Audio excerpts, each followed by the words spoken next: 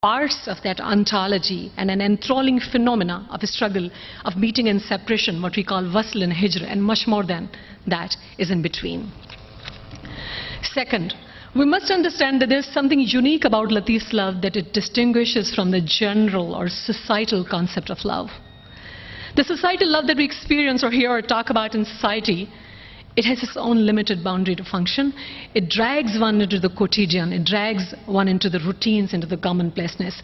While Latifian love, it's just like an ocean with several creeks of dimensions, far from routine, mundane experiences of day-to-day life and day-to-day love experiences.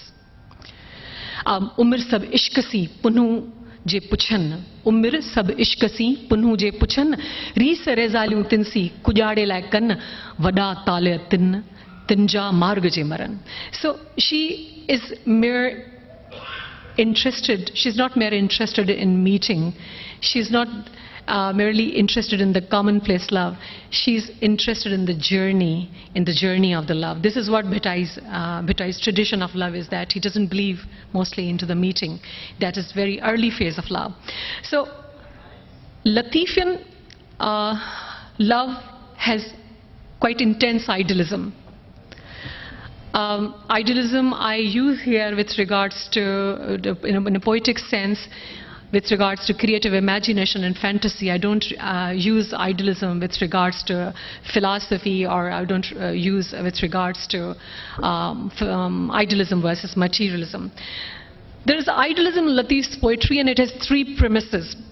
Poetry is not poetry unless it carries idealism, unless it portrays idealism or fantasy or creative imagination, or then it generates idealism. It carries, it portrays, and then it generates idealism. Poetry is not poetry unless it has direct and firm and unbreakable relationship with idealism. One. Second, idealism cannot be that genuine or supreme idealism unless it renovates, it changes, it rather transforms your consciousness, your being, your morals, and your characters.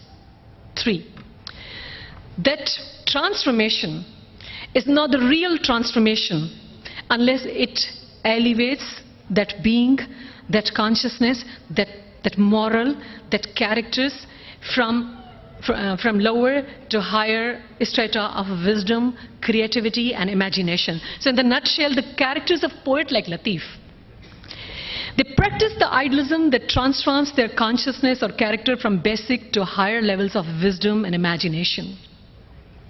And he says unbelievable things. Say what he asks, makes us sweet to say. Ucho utahu ghanu jiyan ke tu jabal. Ucho utahu ghanu tu jiyan ke jabal. Maran musi hal putye to pand kya. She's alone. She's walking. In front of her there's mountain, and then she's talking to mountain. That makes her feel trivialized because it is gigantic. Its magnanimity makes her feel that she's trivial. But how she's talking, and she says that whatever the magnanimity you have, and she calls death and says, "Oh death, come, I want to walk behind you." Maran musi hal ta puchi to pand kya. So Latif is the epitome of fantasy. The fantasy in his poetry offers massive transformation of being and consciousness at magnificent level. His characters practice this idealism at superlative level. This is what I want to say, that sometimes it shocks you even, that you cannot believe that this thing can happen in love. So the practice of idealism of his heroes becomes Latifian character, Latifian behavior. So ishq is the central trait in his poetry. Ishq is actually Latifian behavior. Generally, now coming to the point, it's a little bit technical, but I'm just trying to tell you very simply. This kind of idealism that I just told you, three premises of idealism, if any poet who is using this kind of idealism into poetry, that kind of idealism, when it is portrayed into poetry, it has its own function. It has its own nature. It has its own vernacular. It has its own language. It has its own understanding.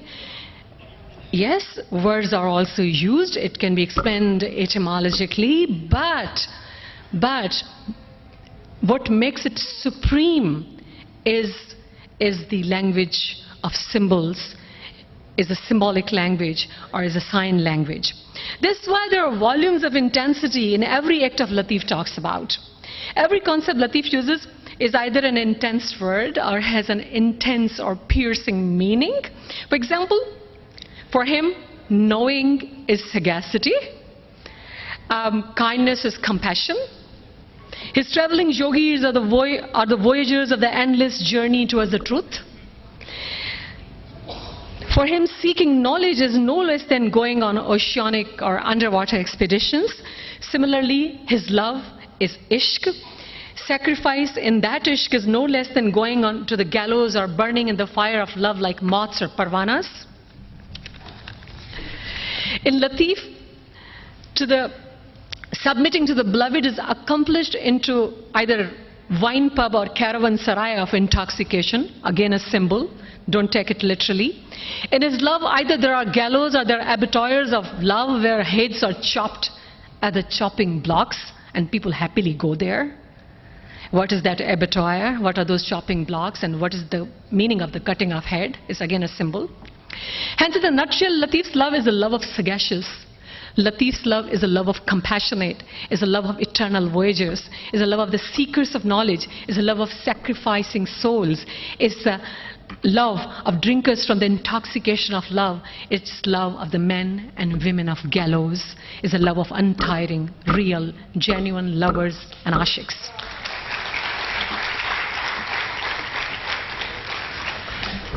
Fourth point.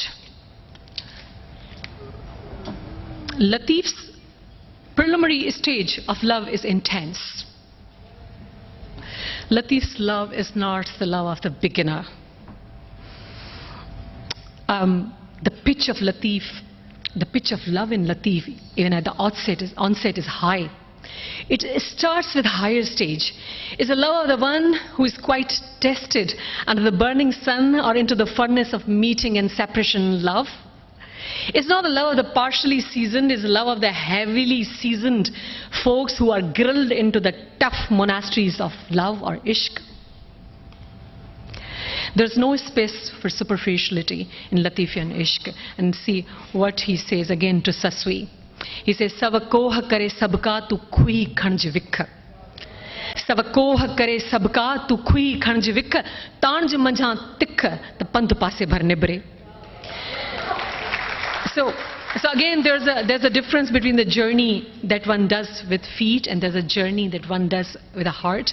And there's a difference between the journey that you are going for a superficial meeting with a lover, and there's a difference between the journey that, of course, for you, meeting has several different meanings. Fifth point, very important. In Latif, beloved is not the central character.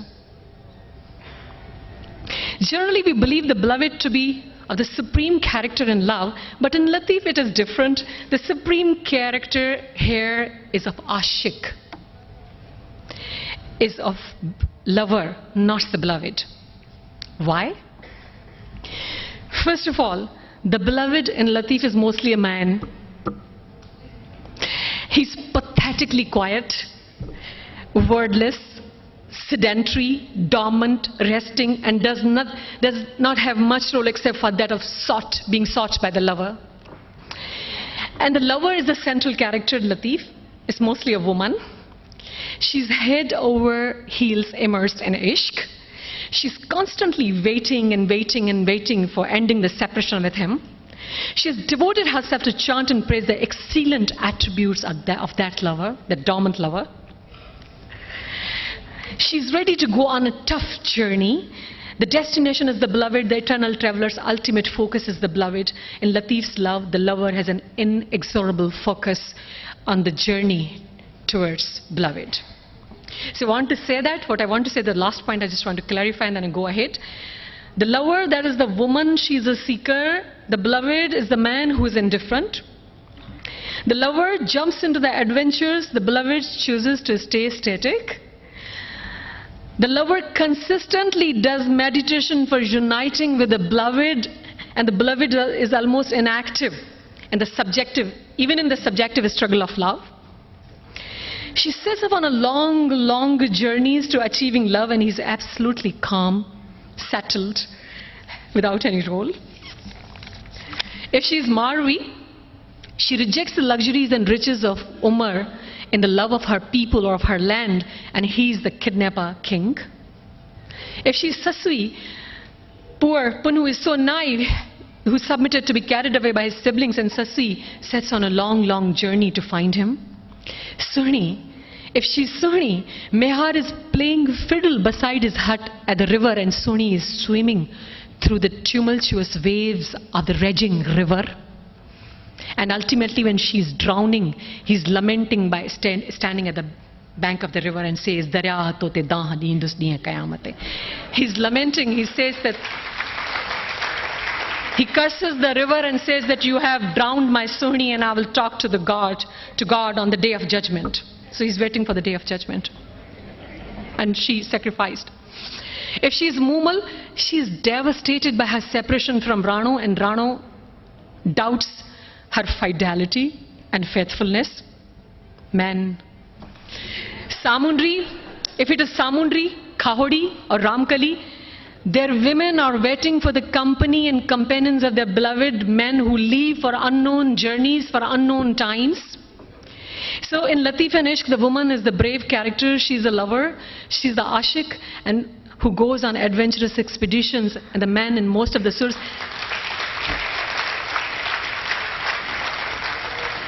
And the man on most of the surahs very diplomatically tries his level best to play very safe. So mostly in his surahs, Latif talks about the ashiks and lovers exploring unique dimensions of love. Take any surah of Latif, be that Kalyan or Yaman Kalyan or Asa, or Suhni or Sasui, Mumal, Kedaro, Dahar, Ramkali, Khahodi, Prabhati, Sarang. There is a lover on the journey of love, and the journey is endless, and there's a diversity in the kinds and images of and nature of the beloved and destinations. There's a variety of the definitions of beloved. So in Latif, the beloved is human, but at some stages, at some places, you see the beloved is a focus, it's an objective, it's an aim, it's a cause, it's a phenomenon, it's a state of mind. It's a very commonplace, tiny thing that we call a thorn, a camel. It can be anything.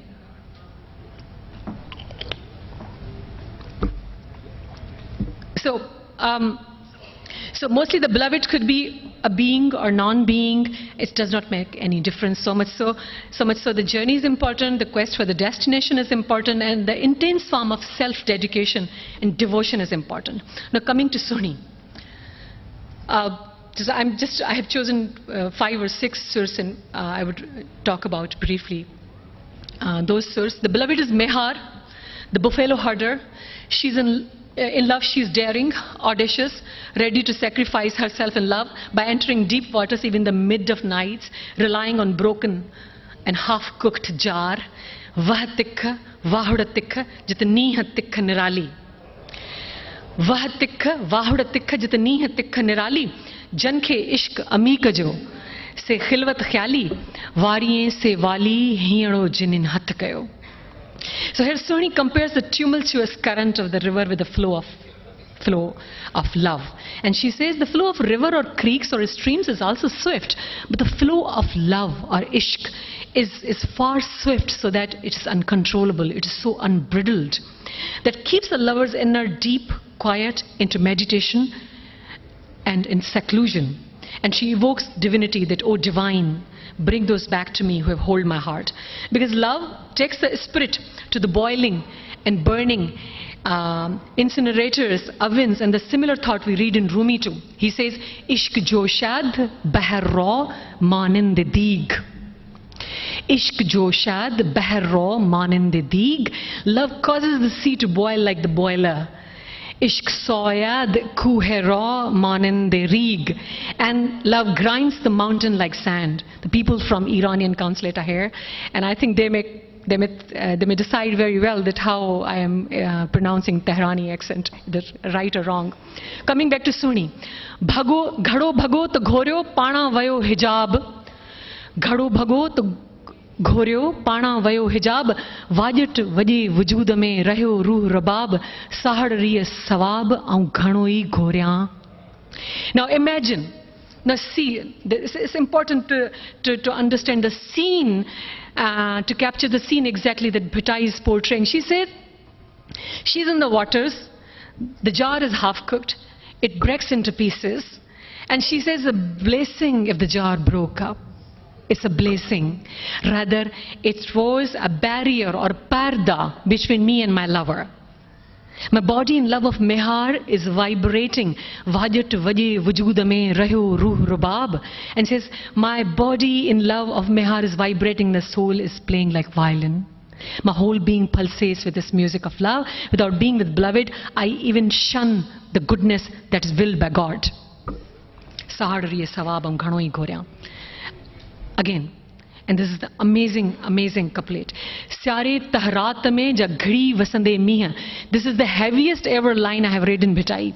Syare tahrat mein ja ghadi vasande miha. Now imagine sometimes Soni is speaking, sometimes Bhitai himself is speaking. How he portrays the scene. On the one hand, it's a ruthless winter. In just one line, it's a ruthless winter. It's so cold, and then it's night. And she's in the water swimming, and the rain is pouring. Syare tahrat mein ja ghadi vasande meeh, halot pasu suni jakar jane neeh, jenke rato deeh mehari man mein.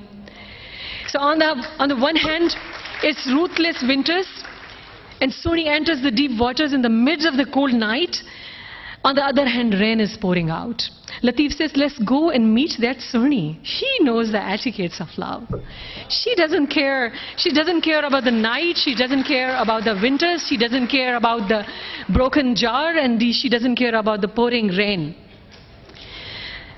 Halo to pasu Suni, jakar jane neeh jenke rato neeh mehari man mein. So let's go and meet Suni because she has etiquettes of love, who is day and night constantly absorbed into the memory of her beloved Mehar.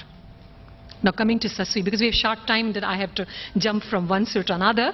Now see what Latifi expects from Sasui. I've just deliberately chosen two different kinds of couplets that define two different kinds of journeys that Bhitai expects from Sasui. Khuhi ja khayai vikhat hai veji kai. Now just imagine. You will say Bhitai was ruthless. Why he was expecting this much callousness at that time when she's really fallen. When Sasui is too exhausted to walk, imagine her fallen on the ground with closed eyes. She is not even able to raise her head, let alone taking a step. That time Bhitai expects from her. Khui ja khayai, vikhate veji kai, chike chinai, pandhamodoi pabajo. So in that condition, he asks her that not only rise, get up Suni, and not only rise but take a swift step. And you don't have to walk on the plain land, you have to cross the mountain. In that condition, when you are almost dead, at that time he expects from Suni to get up and walk swiftly and cross the mountain. And only then she's getting closer to the beloved. And the next, it's totally different. Here he demands the physical struggle from Sasui. Now he wants her to walk with a heart. He advises Sasui to go on a spiritual journey. He says, Dur matu dorej. Dur matu dorej sabr karma Sasui. Puran chad peran si vihan visarej. Sukhan ja sayed che laga pa lahej. Hiye san halej ta pandh paase bharne bre. Latif neglects physical quests and search of Punnu by crossing long distances of journeys. He asks her why to follow footprints of the beloved. Punnu, he says, do not quit search, but quit relationship with the comforts. This is the journey to be begun by heart and not by feet. Then the distance comes to an end. So in Latif's love, there are stages. What I understand, going on a physical journey is the early stage, and going on the journey of heart is the higher stage. The more the doors open, there starts subjective journey, which is the journey of heart, which is the journey of the spirit. That's the highest journey. So opening the closed doors is essential. This is what Bitayi wants. Because love cannot enter into the closed doors. And again, I'm bringing Rumi, Tato dar band khishtan boshi. Tato dar band khishtan boshi. Till the doors are closed on you. Till the doors of love, of course. Till the doors are closed on you. Talk of the love is equal to speaking falsehood, speaking fallacies. Tato dar band khishtan boshi, ishq goi drugzan boshi. Now see what he expects from Mumal. Coming to Mumal Rano Sur. Mumal is the princess of Kak Mahal. She's alone. As Rano, her beloved has left her under the suspicion of infidelity. Since he left, there's a relentless turmoil in the mansion or in the palace of Kak, which is called Kak Mahal. The trees which were green have shrunken, they have withered, the environs of the mansion is boiling, its floor, walls are burning, and the love of Rano has eaten Mumal's heart out.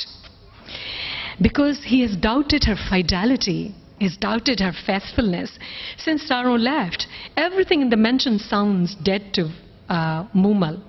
And she's trying to invoke powers of love. She says, Hal kurban, mal kurban, ghoryan ladano. Hal kurban, mal kurban, ghoryan ladano. Moyansi ma, pital hena fakir jo shal russe marano, moyansi mano munasib nahe mendra. So Mumal is addressing her beloved, and she asks her that she would sacrifice herself, her possessions, her assets, and everything she has, even the kingdom of Ladano. She will sacrifice that. She will sacrifice her kingdom. She presents herself to her beloved as a beggar. In love, it's of course a Persian tradition as well, the way you present yourself before your beloved. In this absence, she feels herself already dead and says, how can the beloved be annoyed with the dead? Since in love, in the separation, she's already dead, how the Rano is annoyed with the dead? Muyansi mano munasib nahe mendra. So this is the dedication of Mumal. Now coming to Prabhati, when I'm saying that it's not necessary the beloved is just a human being. In Prabhati, he talks about the unique characteristics of someone who is into music. He says, Serandiya saz kayo sumin sari raat. Serandiya saz kayo sumin sari raat. Jajkani zaat age na hui. Jaj kani zaat iye na hui agahi. Age iye na her on darasandi mangane. Age iye na her on darasandi mangane. Jin drigha kare per sajyu ratiu sumi. So you stay asleep till dawn with your musical instrument lying beside you. You have a musical instrument, you have a violin or flute or any other musical instrument is lying beside you and you're sleeping. It's not forgivable. The Jajik people, or the Jajikani troubadours, or Jajikani musicians, or Jajikani singers, or minstrels, they never acted like that. The singers or troubadours of the beloved's door never had a habit of sleeping tranquil like a log for whole the night. Jani sukh nah ko charan se chaijan. Jani sukh nah ko charan se chaijan. Runyan rah puchan mathe kulhan kinara. They alone are called the real troubadours.